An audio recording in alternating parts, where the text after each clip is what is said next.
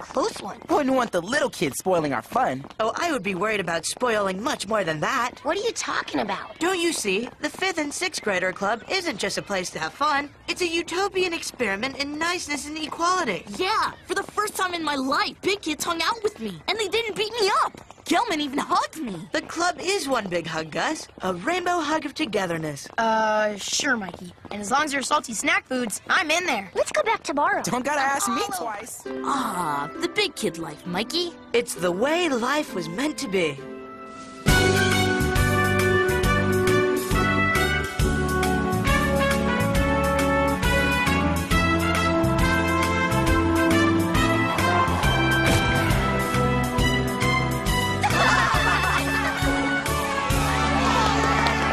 My 5th grade friends, yet another recess. Shall we head off to the clubhouse? But of course. I guess that's okay with me. Although, Gus, nothing personal, but you might want to lay off the snack foods. Yeah, we've only been going there for a week and you've really packed on the pounds. What, this? I guess that's club life for you. Ashley Q says it makes me look very distinguished. Yes, Vince, and I've never heard Lawson criticize Gus's appearance. Hey, I'm not criticizing, just noticing is all. Well, I am criticizing. How come every time we go down there, you end up hanging out with those goons? Please, Benelli, they're our friends. Hey guys, you want to play kickball with us? You know, a good old game of kickball actually does sound good. But Vince, they're 4th graders. So, what do you say, guys? Yeah, I think a little fresh air might do me good. Cool! Count me in. Then you're on. Meet you on the field. You got it. All right. You guys coming? You can't be serious. Yeah, why would we hang out on the playground with little kids when we could be treated so great by big kids? To the club, Gus? Naturally, Mikey. To the club.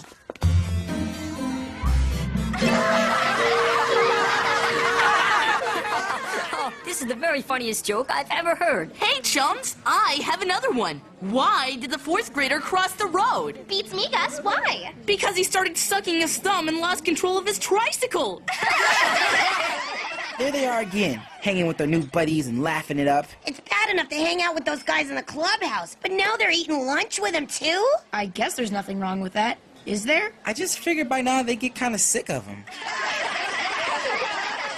Yes, well, I hate to say this, but I'm starting to get a little sick of Gus and Mikey. They are getting a little annoying, but I bet it's nothing a little time with their old buddies won't fix. Come on, Vince, let's go talk to him. And so, the 1st grader says to the other 1st grader, duh, what do I know? I'm just a dumb 1st grader. Get it? Hey, guys. Hello, TJ and Vince. Pull up 2 chairs, 5th graders. Oh, thanks, but no thanks. We just wanted to see if Mike and Gus would like to come eat with us. Thanks, TJ, but we're having a pretty good time over here. Yeah, I can hear you laughing. You guys are always laughing. What's so funny anyway? Why, everyone but us 5th and 6th graders. Little kids are pint-sized and they don't even know their knowledge yet. They're pathetically amusing. But I thought you guys liked little kids. Oh, Vince, it's only a bit of harmless fun. Yeah, what they don't know won't hurt them. And believe me, those guys are so dumb they don't know nothing. Fellows, I think I'm done with my lunch. Let's head out for some after-lunch eating at the club.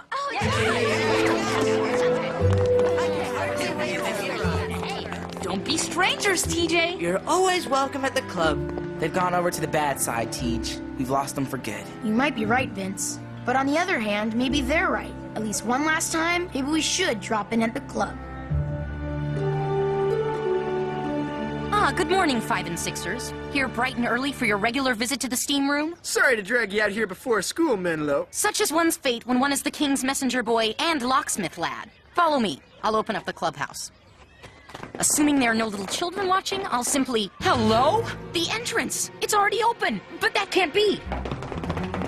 The only people who know the combination are the king and me! Someone broke in? I must alert King Freddy. What do we do? Who do you think is in there? It's a deadly killer thief. Carrillo, go in and find out. Okay. Oh, shoot, it's just some 5th graders. Detweiler, what are you guys doing down here? We just thought we'd drop by for an early morning visit. What a wonderful coincidence. So did we. Yeah, only I should probably let you know. We invited a few special guests along, too. And they aren't 5th or 6th graders. Hi, big kids. Nice place you got here. Are you out of your brain? Those 2 guys are 1st graders. You can't bring them in here. How come not? You're a little kid. That's right, Hector and Tubby. And this clubhouse is for big kids. I don't understand. Yeah, guys, I'm sorry, but you gotta explain things better to Hector and Tubby here. They are just first graders after all. So why is it again they can't come in here? Mikey? Gus? Well, because they... Because first graders are a bunch of babies, that's why. They ruin everything. They're stupid. They got no manners. They smell like cat food. Hey, now wait just a minute. Wait a minute, nothing! All my life I worked to be a big kid, and I ain't letting some little babies ruin it! But you can't just say such terrible things right in front of them. What's your problem? You've been saying stuff behind their backs all along. Now come on, are you big kids or not? I am a big kid, but I have a feeling I've been a very bad one. Gosh, Mikey, we've been jerks. What's going on here? I demand to know. Detweiler and those guys let these two first grader guys into the 5th and 6th grade clubhouse. First graders? This is a betrayal of everything the 5th and 6th grader club stands for. I have no choice but to think up the most severe punishment imaginable. Then, sir, you're gonna have to punish me too. And me, because we truly deserve it. Hector, Tubby, we're very, very sorry. Very well then, I shall punish you all. No, Freddy. No, you shall not. King Bob. Hey, what are you doing here? I thought you were in 7th grade now. I am, but Detweiler contacted me last night and asked for my help. As a former king, I was able to let my friends here in ahead of you. But why would you do such a thing? Surely you realize that... I realize I've heard some very disturbing things, Freddy. This clubhouse, this place of leisure, it has become a hotbed of intolerance toward little kids. So what's wrong with that? And hey, what do I care what you say? You don't even go here no more. No, I don't. But next year, when you move on to the 7th grade, I'll be an 8th grader, waiting for you. And then you'll see what's wrong with it. Oh. Hector, Tubby, please forgive me. Yeah, I don't know what got into us. Well, Gus, this place is pretty cool. It's easy to see why you hung around here so much. But I guess if all you do is hang around with people who are just like you start forgetting how other people feel. And sometimes, you even start thinking you're better than them. Well spoken, Detweiler. I see your speech-making abilities have not declined in my absence. As for you, Freddy, your job is to see that all kids are treated fairly, even the little ones. Remember, there will always be kids who are bigger than you, who consider you a little kid too. Nevertheless, Detweiler and his friends have broken the rules. Therefore, they are to be covered in lard, dragged across the monkey bars, and cooked by the cafeteria ladies. Don't you think that's a bit harsh? Oh, very well. They are hereby kicked out of the 5th and 6th graders club. That's okay with me. Us too. Well, ha ha ha. Hey, Dumbweiler. Yeah, that's right, Det Wiener. I'm talking to you. And all your friends too, you big bunch of losers. Now that you're kicked out of the club, what do you say we play you a kickball and prove what a bunch of losers you really are? What do I say? I say you're on. Yeah! And I also say it's great to see that things are back to normal. And things really did seem back to normal. Week after normal week went by. September turned into October. Gus got some exercise and lost all that weight. But the new school year had one more surprise in store for us.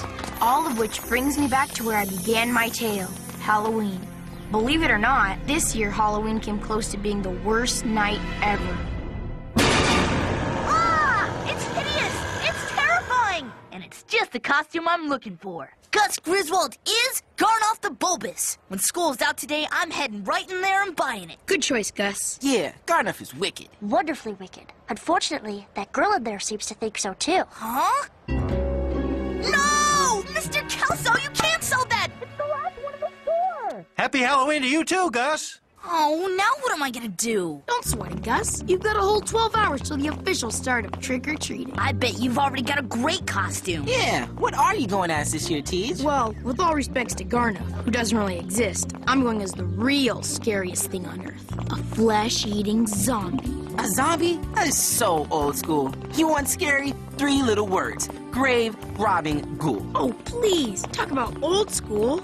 Excuse me, but what exactly is the difference between a flesh-eating zombie and a grave-robbing ghoul? Oh, you'll see tonight. The flesh-eating zombie will be the scary one. Nuh-uh. He'll be the one getting his pants scared off by the grave-robbing ghoul. I'm sure you'll both be very scary, but no one will be as frightening as Spinelli. Oh yeah, Spinelli always has the best costume. Remember last year when she was a mutant with pus shooting out of her eyes? A tasty concoction of sprayed cheese and pistachio pudding. Yeah, I gotta admit, she was scary, and she sure raked in the candy. Nobody has the Halloween spirit like Spinelli. Hey, where is Spinelli anyway? Probably late making a big old batch of fake blood. She'll catch up to us. Spinelli? Oh, hey guys. It's Halloween. What are you doing in class before the bell even rings? Oh, well, you know, early to bed, early to rise. All right, quiet down, you miscreants, and happy holidays.